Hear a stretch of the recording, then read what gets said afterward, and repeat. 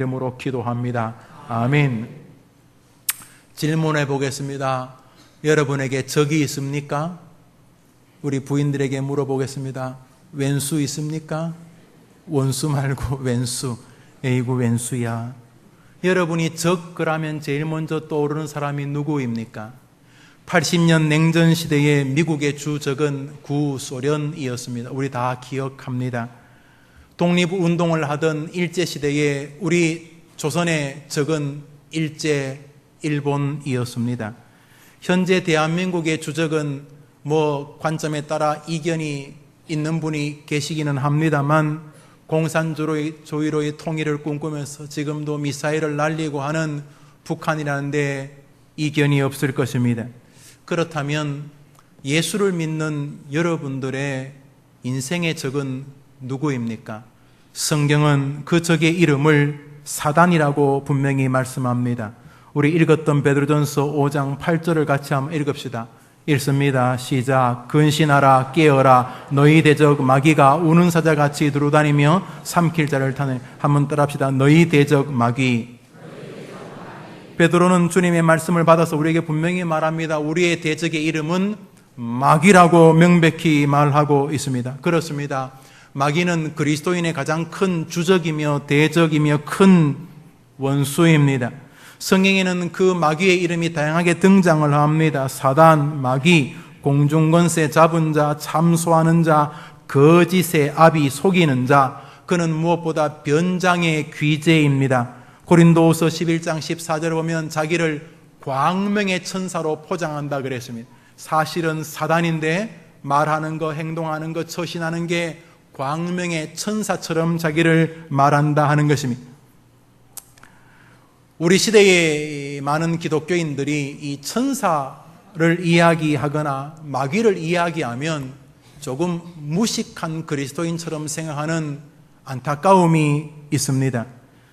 과학, 현실, 논리, 상식 이런 것들에 충실하다는 이유 때문이겠습니다만 현대 많은 기독교인들에게는 기독교 세계관, 기독교의 관계, 논리, 사회 변혁자로서의 기독교인과 정치, 기독교인과 경제, 현실 대처하는 기독교인의 능력 이런 것은 굉장히 샤프하고 똑똑한 것처럼 생각하지만은 마귀, 사단, 귀신 이런 이야기하면 아주 무지하거나 무식하거나 저급한 기독교인처럼 여기는 세태에 우리가 서 있습니다.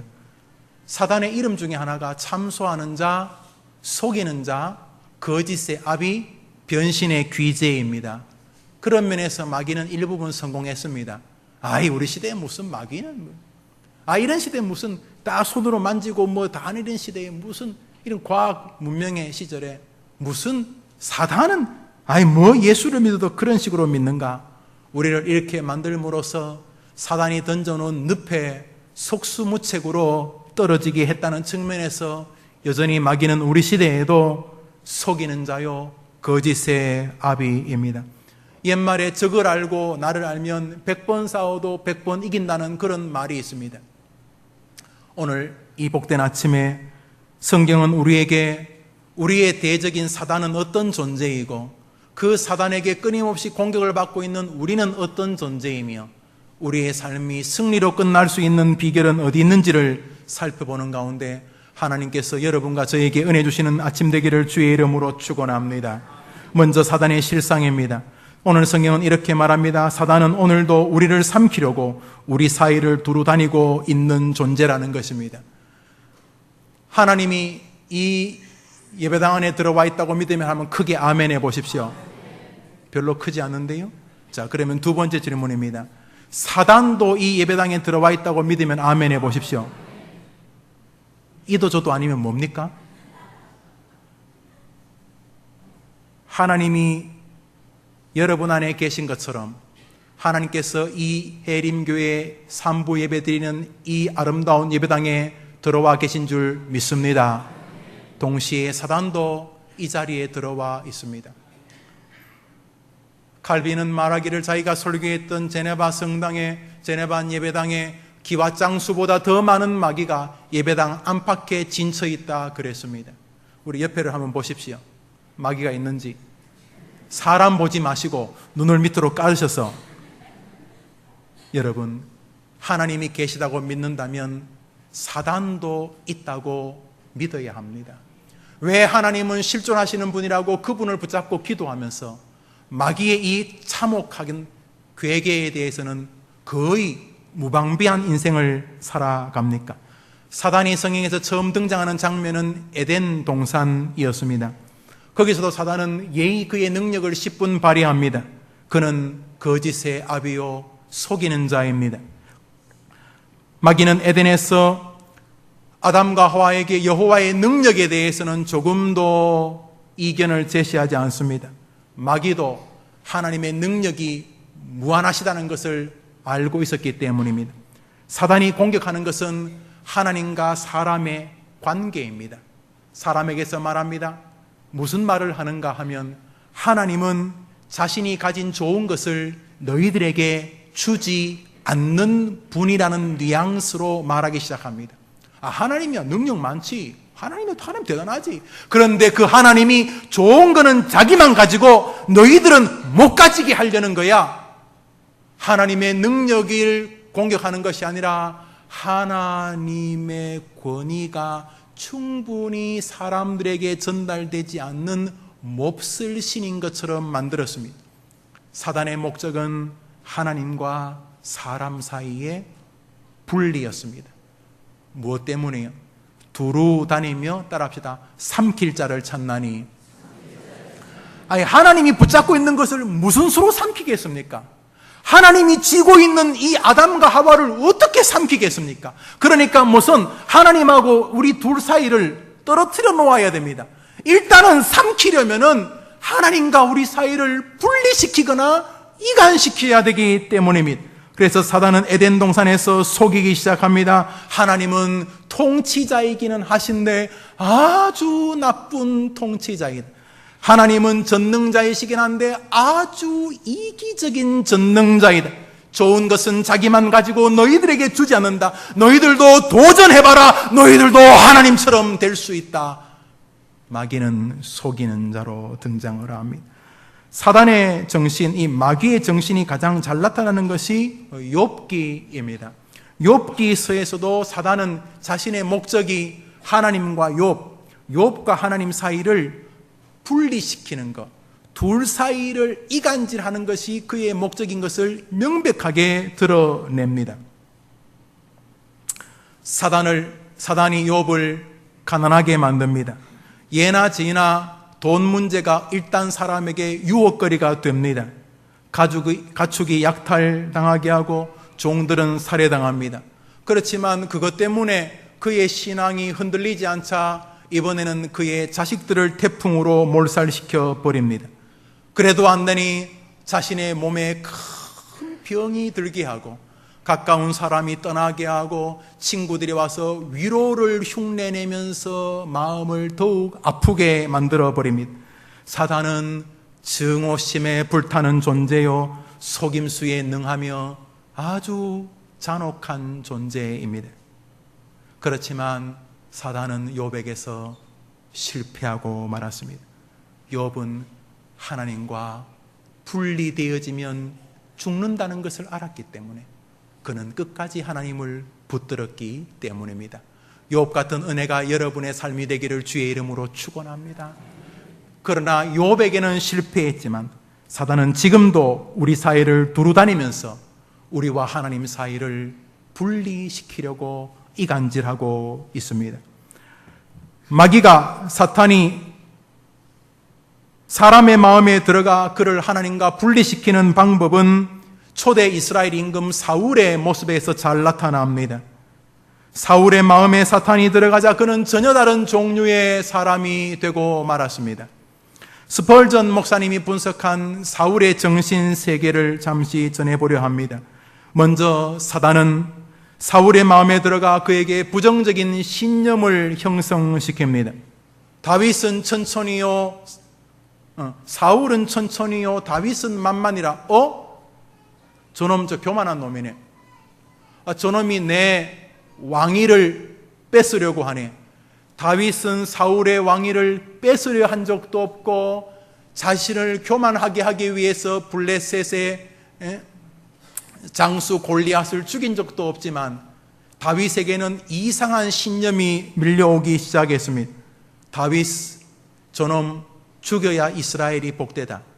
다윗이 죽어야 나와 내 왕족이 잘 된다라는 그 희한한 신념이 마귀가 사울의 마음에 들어가자마자 생겼습니다. 전혀 틀린 기준이었습니다. 만일 사울이 다윗이 역사에 등장하여서 자기가 이길 수 없었던 원수를 이기게 하셨다면 사울의 마음에 하나님이 우리 이스라엘을 사랑하시는구나. 내가 부족하지만 저렇게 훌륭한 믿음의 사람을 보내셔서 또 우리나라를 지켜가시는구나 라고 인정했다면 저는 사울이 갈렙처럼 됐을 거라고 생각을 합니다. 갈렙과 여호수아, 여호수아 갈렙은 쌍벽이었습니다. 사실은 갈렙은 유다 지파의 대표로 나온 꽤 괜찮은 지파였습니다. 아시다시피 유다 지파가 다 예수님, 다윗 그쪽 그 대단한 지파 아닙니까? 그에 반해서 이 여호수아는 요셉의 자식 에브라임 지파입니다. 그런데 이 모세가 자신의 리더십을 여호수아에게 이양을 하는 순간 갈렙은 어떤 면에서 이게 낙동강 오리알 비슷해졌습니다. 모든 사람이 갈렙을 압니다. 12지파 가운데 믿음의 2지파, 그리고 가나안 땅에 들어오는 과정 가운데 가장 걸출한 한 지파의 지도자였지만은 여호수아가 하나님 앞에 쓰임받자 갈렙은 마치 역사의 뒤안길로 사라지는 것처럼 보입니다. 다윗이 등장하자 사울이 그랬던 것처럼. 그렇지만 갈렙은 뒤에서 계속 이 다윗을 괴롭히고 깐죽거리면서 다리나 걸고 그를 후벼 파고 약점이나 찾아내고 그러지 않았습니다. 그는 역사의 뒤로 물러섭니다. 그리고는 여호수아의 길이 복되도록 도와줍니다. 약 40년 뒤에 가나안 땅에 도착했을 때 갈렙이 등장하는 것을 기억하실 것입니다. 갈렙이 헤브론 땅을 요청합니다. 예루살렘 성전이 서는 땅입니다. 모든 이스라엘 백성이 그것을 기뻐했다 그랬습니다. 갈렙은 여호수아의 그늘 밑에 있었지만 사람들의 마음에는 위인이었던 것입니다. 결국은 실속은 갈렙이 다 차지합니다. 유다 지파가 되었고 다 가지는 거죠. 아마 이스라엘 최고의 가문이 유다 가문 아닙니까? 예수의 가문, 다윗의 가문, 유다 가문 아닙니까? 갈렙 가문 아닙니까? 그에 반해서 사울은 다윗이 등장하자 못 견뎠습니다. 잘못된 신념을 가졌습니다. 다윗이 등장하면 나는 안 된다. 다윗이 등장하면 나는 망한다. 다윗이 등장하면 내 나라는 이상해진다. 이런 신념이 이 사람을 이상하게 만들었습니다. 사단이 한 첫 번째 분탕질이었습니다. 이 사울의 신념은 그로 하여금 파괴적이고 멸망적인 감정에 빠지게 만들었습니다. 그는 다윗을 미워하기 시작합니다. 다윗이 수금을 타면 수금 타는 게 보기 싫습니다. 다윗이 수금을 탈 때 창을 들고 죽이려 합니다. 다윗이 밥을 먹습니다. 다윗이 밥 먹는 게 꼴보기가 싫습니다. 여러분, 자식이요, 밥 먹는 게 참 보기 좋잖아요. 군대에 나온 자식들이 막 다리 뜯어먹고, 닭다리 뜯어먹고 이렇게 막 밥 잘 먹으면 기분 좋아요? 기분 나빠요? 계모들 말씀해 보세요. 할아버지, 할머니들 보면은 손자들 먹는 거 보면 그래 좋아하시는 거. 그런데요, 마음에 악한 감정이 사로잡히니까 다윗이 먹는 게 너무 속상해. 다윗이 밥 먹을 때 창을 들고 죽이려고 합니다. 다윗이 승승장구 전쟁에서 승리하면 더 괴롭습니다. 다윗이 실수라도 하면 기회가 온 것 같습니다. 어쩔 줄을 몰라 하며 미움에 사로잡히게 되었습니다. 이 파괴적인 감정은 악한 말과 악한 행동으로 드러나게 됩니다. 그의 아들 요나단에게 너무도 악한 욕을 합니다. 이 더러운 계집의 자식아. 자기 부인도 욕하고 지금 자기 아들도 욕합니다. 요나단에게 하는 소리입니다. 이 악한 감정에 사로잡히자 악한 말과 악한 행동은 자연적인 발생의 모습이었습니다. 그는 요나단까지 저주하면서 다윗을 죽이려 합니다. 실제적으로 다윗을 도와줬던 수많은 제상들을 죽이지 않았습니까? 얼마나 많은 사람을 고통으로 떨어뜨렸습니까? 이 사울의 파괴적인 행동은 그만 습관으로 고착이 되어버리고 말았습니다. 이 습관이 견고해지자 사울 안에는 완전히 강력한 마귀의 요새가 들어서고 말았습니다. 일단 사람의 마음 안에 마귀의 요새가 들어서게 되면 사탄은 우리를 조종하여서 하나님과의 관계를 망치고 특별히 사람과의 관계를 엉망으로 만들어 버립니다. 이 사단의 요새는 우리가 감춰져 있기 때문에 잘 알지 못합니다. 하나님께서 그를 특별히 사랑하셔서 당신의 종들을 보내어서 그 진지를 어떤 계기로 부수시거나 아니면 그의 삶의 위기를 봉착시켜서 그의 근본 원인이 하나님과의 뒤틀려진 관계요 사단과의 관계임을 깨닫고 회개시키기 전까지 그는 대부분 돌아서지 못합니다. 사울의 예가 그렇습니다. 그는 하나님께서 몇 번이고 경고하셨지만은 그 진지를 무너뜨리지 못했습니다. 길보아산에서 마지막으로 하나님이 기회의 화살을 한 방 쏘셨습니다. 자식들이 죽어도 정신을 못 차리는 사울에게 하나님이 화살을 쐈을 때 사울이 화살을 맞았습니다. 사울이 죽어갑니다. 큰 상처를 입었을 때 마지막 기회, 하나님, 제가 잘못했습니다. 그랬으면 사울과 그의 집안에는 기회가 왔을 것입니다. 사울이 화살을 맞자 어설픈 신앙 고백 같지 않은 고백을 되뇌이고는 칼을 빼내어 자살하는 것으로 그의 인생이 끝을 맺고 말았습니다. 사단은 이렇게 사람을 심각하게 그리고 전인격적으로 파괴해 갑니다. 사울에게 사단의 모티브는 미움과 시기와 열등감이었다면 하나님은 여러분의 약점을 찾아서, 사단은 여러분의 약점을 찾아서 오늘도 두루다니며 여러분을 삼키려고 할 것입니다. 오늘 누가복음에는 사단의 대표적인 전술 한 가지가 나타나 있습니다. 우리 누가복음 22장 봅시다. 우리 방금 읽었던 베드로 전서의 저자인 베드로의 이야기가 예수님의 말씀 가운데 나옵니다. 31절을 읽읍시다. 누가복음 22장 31절 시작. 시몬아 시몬아 보라 사탄이 너희를 밀가부르듯 하려고 요구했어. 시몬이 베드로입니다. 베드로야 베드로야 보라 사탄이 너희를 밀가부르듯 하려고 요구하였다라고 이야기합니다. 성경을 보면 하나님이 그것을 허락하신 것을 알 수가 있습니다. 여러분, 이 밀가부른다는 게 우리나라엔 그걸 키라고 합니다. 키. 이렇게 뭐 조리 같은 것도 설명이 가능한데요. 제일 좋은 건 이 키입니다. 여러분 이렇게 이거 아시죠? 이렇게 하는 거. 이거 어디 씁니까? 오줌 싸면 이렇게 또 덮어서서 가지고 이렇게 합니다. 뭐 우리 여성분들, 우리 할머니, 어머님들 잘 아시죠? 이러면 손으로 후 부시거나 바람이 분대로 반대 방향으로 해가지고 이러면 뭐가 날려갑니까? 겨들은 다 날려가고 곡식 알곡만 남게 됩니다. 근데 사단이 사용하는 사단의 오래된 도구가 바로 이 키, 이 채라는 것입니다. 우리 과거 성경에는, 영어 성경에는 채라고 되어 있고 우리나라 말로 뭐 키라고 해도 채라고 해도 되겠습니다. 이 채를 왜 사용하는가? 우리 성도들을 한 줌 지어서 사단은 채 위에 올려놓습니다. 그리고는 자꾸 이렇게 흔듭니다. 여러분, 우리는 겨가 아닙니다. 다 겨는 날아가고 예수 그리스도의 은혜로 구원받은 하나님의 자녀들이요, 하나님의 백성들이요, 하나님의 알곡들인 줄 믿습니다. 아멘 해보세요. 그런데 사단은 우리를 마치 겨인 듯이 다룹니다. 네가 무슨 구원받은 백성이? 네가 무슨 하나님 예수 좋아하네? 예수 믿는데 그따위로 어려움을 겪어? 네가 예수 믿는데 그렇게 몸이 아프고 그래 가난하고 예수 믿는데 네가 그런 식으로 살아? 끊임없이 우리를 마치 쭉정이인 듯이 만듭니다. 그리고 계속 우리를 키질합니다. 너는 쭉정이야, 너는 쭉정이야, 너는 쭉정이야. 그래서 우리로 하여금 사단은 우리가 마치 겨나 쭉정인 같은 느낌을 갖게 하며 절망하게 하고 낙심하게 하고 믿음을 포기하게 만들었는데 사단의 주된 목적이 있다는 것입니다. 마치 사단은 우리를 바람에 나는 겨처럼 여기게 만들었어. 하나님은 능력이 없으신가? 예수님의 피가 나를 구원하지 못하시는가? 예수님이 나와 동행하지 않는 건 아닌가?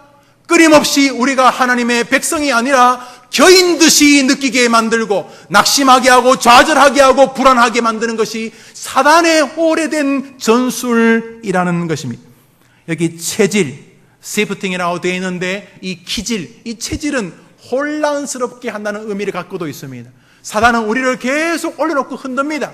우리를 혼란스럽게 합니다. 우리의 평강을 혼란스럽게 하고 우리의 안녕을 혼란스럽게 하고 우리의 안심을 혼란스럽게 합니다. 계속 불안하게 하고 계속 걱정하게 하고 계속 염려하게 만듭니다. 이것이 사단의 오래된 전술입니다. 오늘날에도 세계 도처에서 사단은 자신의 체질을 다하고 있습니다. 성도들을 올려놓고 고문합니다. 하나님이 계시면 네가 이렇게 고문을 받겠어? 네가 하나님이 계시면 네가 이렇게 지하에서 예수 믿다가 고통을 당하겠어? 고문으로, 고통으로 우리를 체질합니다. 이미 기독교의 자유로운 국가는 서로 싸우게 만들어서 체질합니다. 예수 믿는 사람들도 이렇게 서로 악독한데 무슨 예수님이 계셔?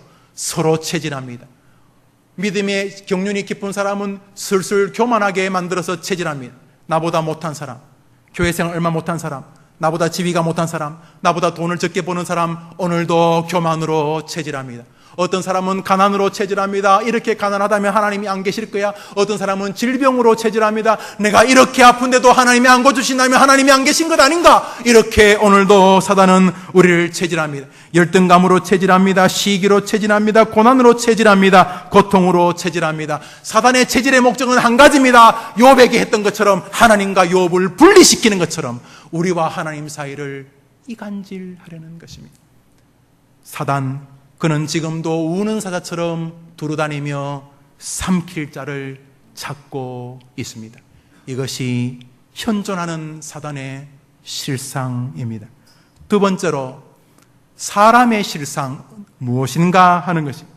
여기서 우리 두 가지를 생각해 보아야 합니다. 하나는 하나님의 자녀들의 실상이고 두 번째로는 하나님의 자녀들이 아닌 사람들의 실상입니다. 먼저 예수 그리스도의 십자가를 진심으로 믿으면서 예수님의 죽으심이, 십자가에서 피 흘리심이 나의 모든 전 인격적인 지옥 갈 일들을 멈추며 내 생각과 내 삶과 내 행동을 구원의 세계로 옮겼음을 분명히 믿으면서 지금 하나님이 나를 부르셔도 예수의 십자가는 나를 능히 구원할 수 있다고 분명히 고백하는 하나님의 자녀들에게 사단은 한계를 가진 존재라는 것입니다. 할렐루야. 한번 따라 합시다. 성도에게 사단은 결국은 승리할 수 없습니다. 사단의 체질을 받는 동안 성도들은 실패하고 넘어지고 미끄러지기도 합니다. 그렇지만 걱정하지 마십시오. 여러분이 예수 그리스도를 정말로 구주로 고백하는 택자요 구원받은 백성이라면 결국 사단은 여러분을 이기지 못합니다. 오늘 성경을 볼 때도 욥기를 볼 때도 중요한 사실 하나를 우리에게 희망으로 더해 줍니다. 그것은 무엇입니까? 사단이 하나님의 택자를 고통과 시험과 어려움으로 몰아가기 위해서는 반드시 먼저 해야 될 일이 있습니다. 사단이 하나님의 자녀들인 저와 여러분을 시험하고 괴롭히기 위해서는 사단이 반드시 먼저 해야 될 일이 있습니다. 그것은 우리의 아버지 하나님께 가서 허락을 받아야 한다는 것입니다. 할렐루야!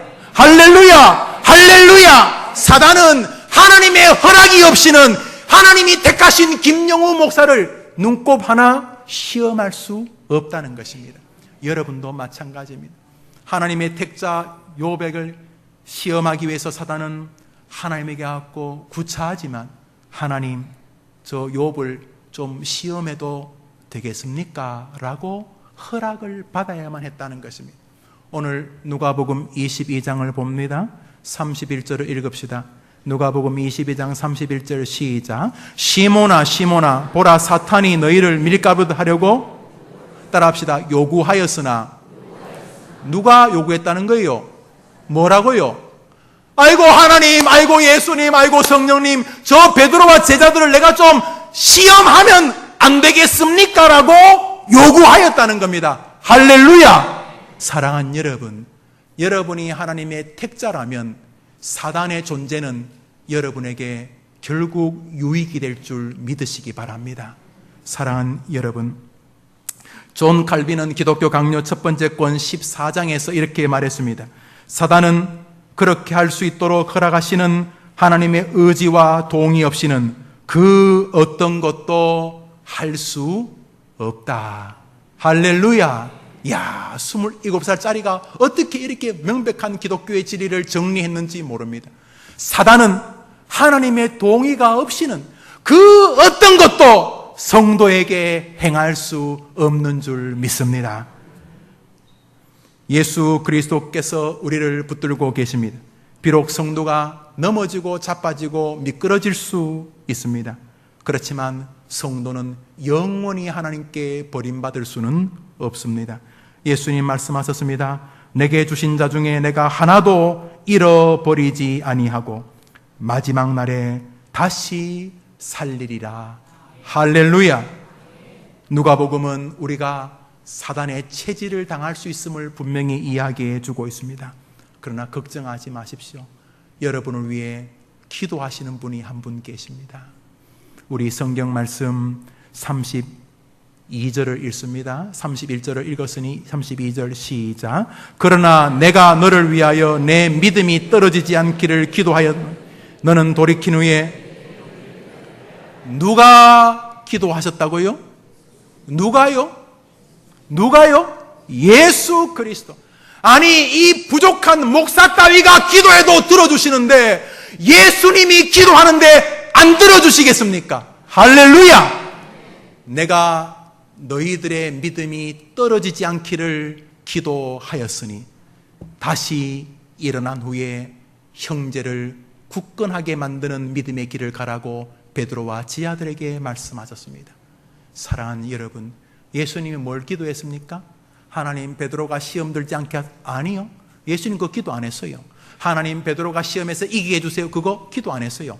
하나님, 예수님이 뭐 기도했어요? 뭐 기도했어요? 한번 더 합시다. 베드로가 믿음에서 떨어지지 않게 하옵소서. 베드로가 종말론적으로 믿음에서 떨어지지 않게 해달라고 기도하셨고, 결국 베드로는 실패했지만 다시 주님의 기도로 돌아와 하나님의 이름을 높이는 위대한 복음 전도자가 된 줄 믿습니다. 예수님이 기도하시기에 베드로가 승리했던 것처럼 지금도 그는 사랑의 하나님이요 하나님 우편에서 우리를 위하여 간구하고 계시는 자시기 때문에 예수 그리스도를 구주로 고백하는 성도들이라면 사단의 존재는 여러분에게 결국 유익이 될 줄 믿으면 아멘해 보시기 바랍니다. 사단의 존재와 사단의 시험은 예수 그리스도를 구주로 고백하는 사람에게는 유익이 된다는 것입니다.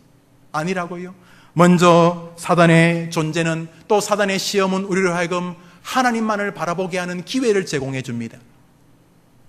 평소에는 뭐 나 괜찮다 이렇게 하는데 그저 뭐 좀 아프고 이러면 뭐 약 좀 먹고 약 먹을 수준을 넘어버리면 우리는 하나님만 바라보게 되는 줄 믿습니다. 뭐 이렇게 그냥 뭐 여우 2마리하고 싸울 때는 그냥 뭐 여우 2마리하고 싸우지만 곰 10마리가 달려오고 사자 10마리가 달려올 때는 하나님만 바라보며 다윗처럼 나의 힘이 되신 여호와야라고 하나님만 바라보게 되는 줄 믿습니다. 그저 적절히 뭐 생활에서 이렇게 뭐 돈 벌고 또 뭐 맞벌이해서 벌고 또 애 공부시키고 뭐 집 사고 이럴 때는 뭐 그냥 삽니다만, 도저히 생활 자체를 영위할 수 없을 때, 도저히 생활을 이끌어갈 수 없을 때, 약값과 치료비와 그 모든 환경에서 절망적인 상황이 되어질 때 성도들은 하나님만 바라보게 되는 줄 믿습니다. 그러므로 사단의 존재와 사단의 시험은 하나님만 바라보게 하시는 주님의 뜻이요, 그 기간 동안에 많은 사람들은 하나님만 바라보아 승리를 거머쥔 것을 볼 때에 성도에게 사단의 시험은 결단코 악이 될 수 없는 것입니다. 사단의 존재, 사단의 시험은 구원받은 성도들로 하여금 하나님만을 바라보게 하는 기회가 됩니다. 그러나 구원받지 못한 사람에게는 그것이 그를 저주로 몰아가는 관문이 될 것입니다. 또한 사단의 존재는 구원받은 사람에게는 더 힘있는 하나님의 용사로 자기가 발전되어지는 선용의 기회가 됩니다.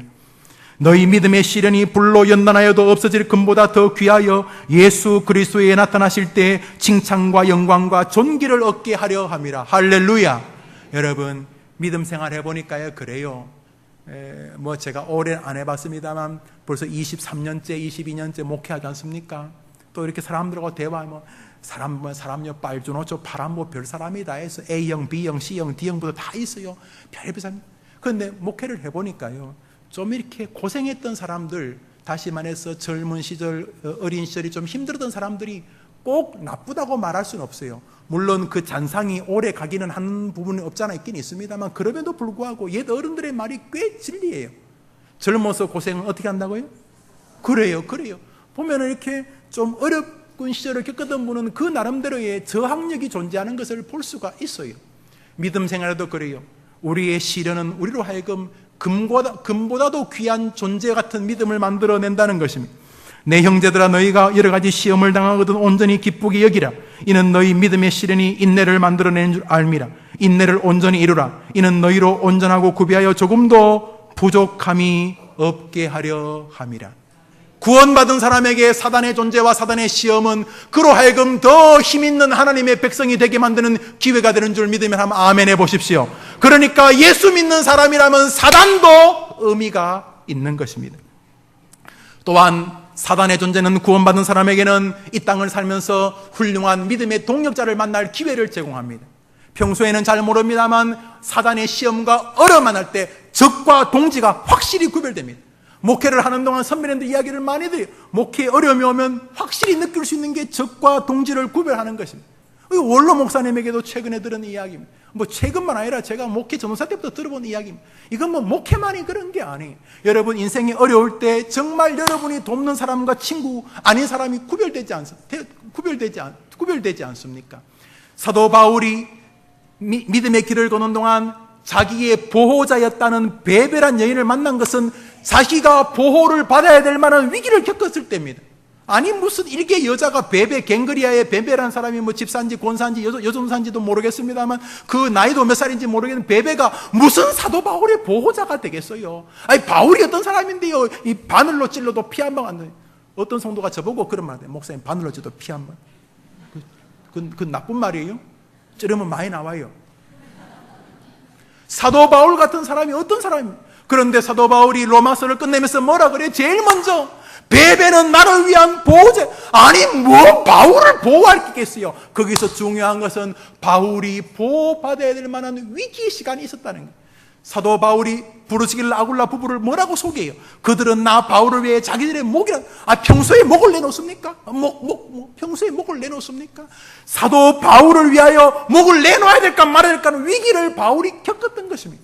인생의 시험과 위기, 사단의 위협은 인생에서 정말 천금보다 귀한 동력자를 만날 기회가 되는 것입니다. 사랑하는 여러분, 생각해 보십시오. 사울의 위협은 다윗과 요나단이라는 친구의 우정을 굳건하게 만드는 기회가 되었던 것입니다. 그런 면에서 사단의 존재와 사단의 시험은 성도에게는 결국 복이 되는 줄 믿으면 한번 아멘 해보십시오.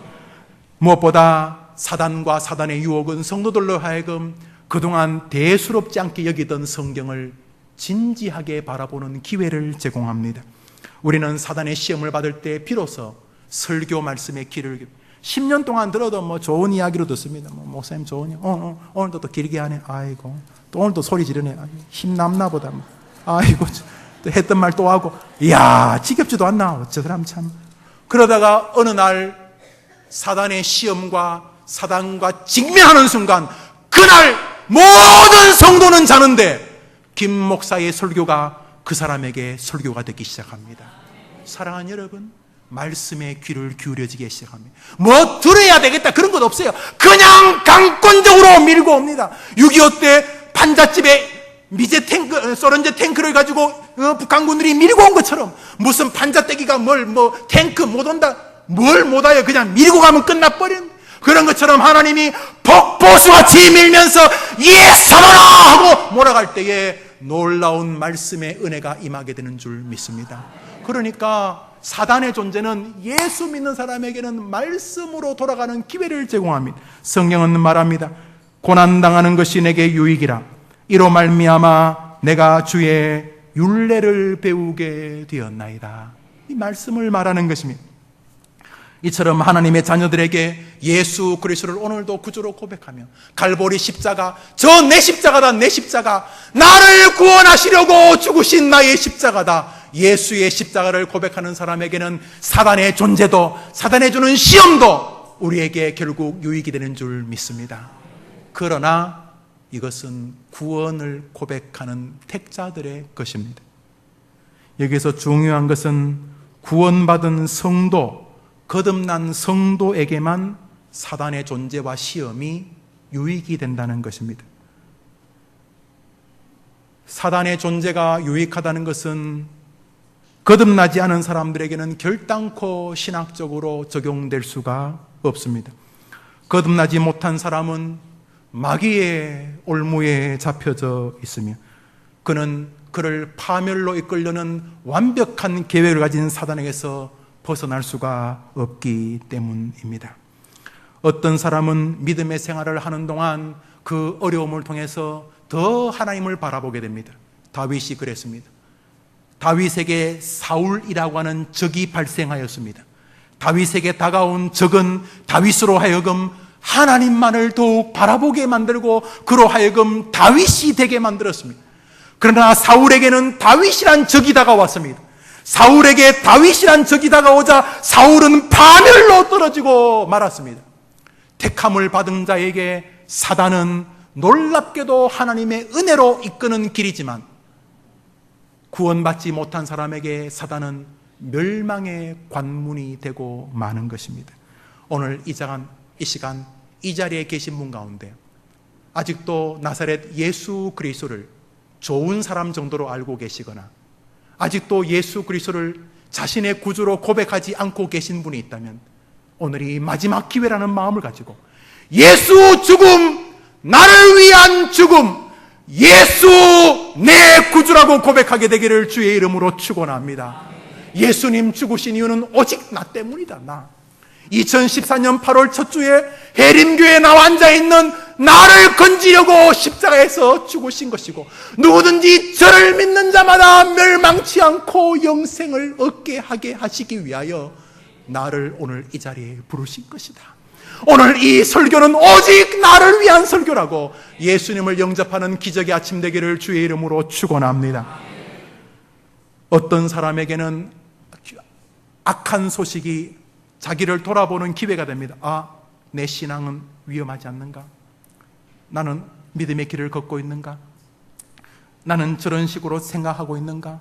하면서 악한 말을 들을 때 자기를 점검하고 돌아갑니다. 어떤 사람은 악한 말을 들으면서 완전히 신앙이 파손해 버립니다. 일단은 그런 악한 말을 듣지 않는 게 굉장히 중요합니다. 로이 존스 목사님이 영적 침체라는 책에서 우리에게 가지고 있는 기질이라고 하는 것이 우리의 영적 침체, 사단이 우리를 거는 아주 중요한 도구가 된다 그랬습니다. 그래서 로이 존스 목사님의 말에 의하면은 부정적인 사람, 냉소적인 사람은 애써 피해야 된다고 이렇게 말을 했습니다. 여러분, 소망과 믿음을 가진 사람들, 긍정적이고 낙관적인 삶을 가진 사람들하고 사귀셔야 됩니다. 나는 그런 사람을 사귀어도 못 이깁니다. 특별히 여러분의 자녀들이 그렇게 신앙적으로 냉소적인 사람 옆에 있으면 거의 회복이 불가능해도 과언이 아닙니다. 우리는 그래 단단하지 않습니다. 로이 존스는 의사입니다. 그리고 탁월한 강해 설교자입니다. 영적 침체라는 책에서 우리의 기질은 굉장히 조심스럽게 다뤄야 될 영역이라고 쭉 이야기를 합니다. 여러분 기억하셔야 됩니다. 여튼간에 사단이 우리를 계속 이렇게 꼬드기고 있을 때 예수 그리스도를 영접한 사람에게는 그것도 복이 되는 줄 믿으시기를 바랍니다. 대학 시절이었습니다. 지금도 그 선배를 기억하면 가슴이 애절합니다만 저를 성경 공부 가르치던 대학부 리더 누나였습니다. 1살인가 2살인가 많은 누나였는데 그 선배가 이단에 빠지는 것을 보았습니다. 그 가족들이 다 교회 중직자이셨는데 좀 이렇게 조용한 자매였어요. 조용한 자매였는데 성경 공부를 참 잘 가르쳤던 기억이 납니다. 애절하게 또 뭐 이렇게 성경 공부하면 자기 돈을 들어서 이렇게 뭘 사오고 그랬던 기억이 납니다. 30년 전의 이야기를 지금 하고 있는 겁니다. 그 선배가 어느 날 마다가 자기 서클에서 선배 한 명을 만났다는 이야기를 제게 했습니다. 그리고 저를 만날 때마다 영호야, 그 선배가 성경을 너무 잘 알아. 또 성경 이야기를 자주 해. 또 성경에 대해서 아주 박식하다는 얘기를 자주 제게 이야기를 했습니다. 그런데 그 서클에서 만났다는 그 제 선배 누나의 그 선배가 이단이었습니다. 훗날 알고 보니까 안식교회에서 나온, 안식교회에서도 이단이라고 하는 이단이었어요. 뭐 나무꾼 하나님 그래갖고 하는 저 뭐 원주에서 그렇게 하는 그런 종류의 이단이 있는데 거기 그만 넘어지게 되었습니다. 어떤 사람에게는 말이죠, 이렇게 이단적인 유혹이 조심하자, 예수 그리스도를 다시 한번 돌아보고 믿음을 점검하는 계기가 되지만, 어떤 사람에게는 이단의 속삭임이 그를 영원한 멸망으로 몰아가는 계기가 되는 것입니다. 사랑하는 여러분, 그런 면에서 오늘 이 아침에 우리가 마지막으로 점검해야 될 것은 내가 예수 그리스도를 구주로 영접한 사람인가 하는 것입니다. 말씀을 맺습니다. 지금도 사단은 우는 사자처럼 우리를 삼키려고 우리 곁을 떠나고 있지 않습니다. 여러분이 가지고 있는 가장 약점을 강하게 붙잡아서 여러분을 삼키려고 할 것입니다. 먼저 하나님과의 관계를 분리시키려고 할 것이고, 그리고 때가 되면 여러분을 삼키려고 할 것입니다. 하나님이 여러분의 아버지고 여러분이 예수 그리스도를 구주로 고백하는 하나님의 자녀라면 여러분은 사단의 시험을 받을 때에 너무 두려워하지 않으셔도 됩니다. 힘들고 어렵고 때로는 상처를 입으실 수도 있지만은 이 말씀을 기억하십시오. 내가 명령하여 이스라엘 족속을 만국 중에 체질하기를 곡식을 체질함같이 하려니와 그 한 알갱이도 땅에 떨어지지 아니하리라. 아모스 9장의 말씀처럼 비록 사단이 체질해도 하나님이 나를 지키실 것이라는 것을 예수 그리스도를 바라보며 소망을 가지시는 여러분 되기를 주의 이름으로 축원합니다. 마지막으로 오늘 이 자리에 다시 한번 마지막으로 말씀을 드립니다. 지금까지 들은 설교가 여러분이 예수님을 구주로 믿지 않는다면 여러분에게는 아무 소용이 없는 설교라는 것입니다. 여러분, 이 시간 여러분들이 예수님을 구주로 고백하고 있는지를 돌아보십시오. 입으로만 하고 계신 것은 아닙니까? 마귀도 예수님을 알아보았습니다. 여러분의 전인격을 점검해 보십시오. 그리고 이 시간 다시금 예수 그리스도가 여러분의 구주라는 사실을 고백하시면서 그분을 마음을 열고 영접하십시오. 그러면 그분이 여러분을 책임져 주실 것입니다. 그분이 여러분의 사단의 시험을 결국 이기게 해 주실 것입니다. 오늘 복된 아침 이 자리에 계신 모든 분들이 예수 그리스도를 구주로 고백하고 있는 신앙 때문에 사단의 존재와 사단의 시험도 문제가 되지 않는 승리의 주인공들 다 되어지기를 주님의 이름으로 축원합니다. 기도합시다. 하나님 아버지, 나쁜 놈, 우는 사자처럼 당신의 거룩한 백성들을 삼키려는 악한 사단에게서 깨어있게 하여 주시옵시고, 인정하게 하시옵시고, 돌아보게 하시옵시고, 승리하게 하시옵소서. 특별히 이 아침에 아직도 습관적으로 교회는 몇십 년 나왔지만은 예수 그리스도를 구주로 고백하는 뚜렷한 신앙의 증거가 없는 이들이라면 오늘 이 아침 고개를 들기 전에 십자가의 예수님의 죽으심이 나를 구원하기 위한 죽음이라고 믿어지는 은혜가 있게 하여 주시옵소서. 예수님의 이름으로 기도합니다. 아멘. 우리 다 같이 일어나서 주기도송 찬송하십니다.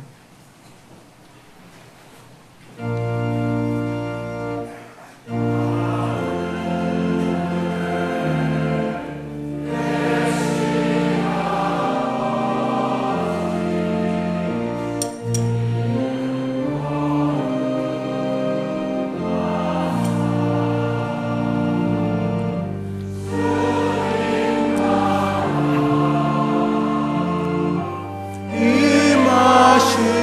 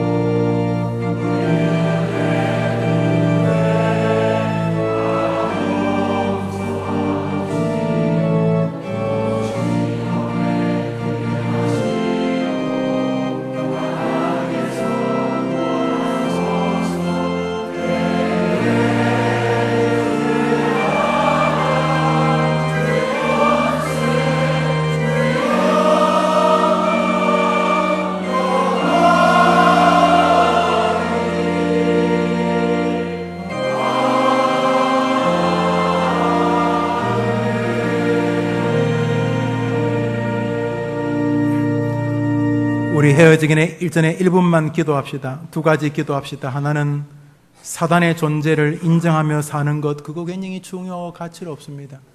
하나님 아버지, 사단이 나를 그렇게 힘들게 하는 거 단순히 병이나 환경이나 여건이나 내 감정의 기복의 문제가 아니라 어떻게 해서든지 하나님과 나를 분리시켜 보려고 하는 작당인 것을 깨닫습니다. 두 번째로 내가 예수 그리스도 안에 있는지를 점검하게 하시는 것인 줄 믿사오니 말씀대로 사단의 존재가 나에게 더욱 하나님만 바라보는 기회가 되게 하여 주시옵소서. 한번 기도해 주시기를 바라고, 이 시간 선교사님들을 위해서 특별히 저 아프리카에서 에볼라 바이러스 지역에 우리 서부 아프리카 지역에 우리 선교사님이 많이 나가 계시는데 한번 기도해 주시면 좋겠습니다. 한번 기도합시다. 하나님 아버지 감사합니다. 또 한 주간 살아갑니다.